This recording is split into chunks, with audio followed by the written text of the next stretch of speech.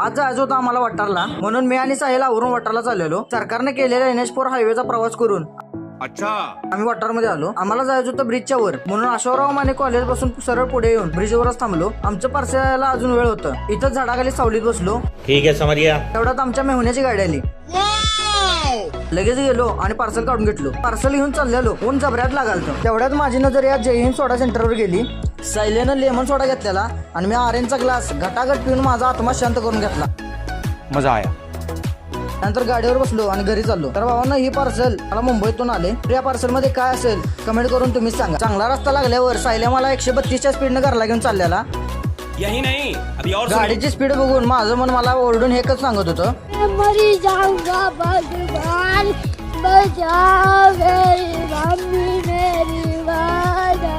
त्यानंतर शेगावात पोलिसांची गाडी घेऊन आम्ही बागणीला आलो. आणि भावांनो ब्लॉग कसा वाटला कमेंट करून नक्की सांगा.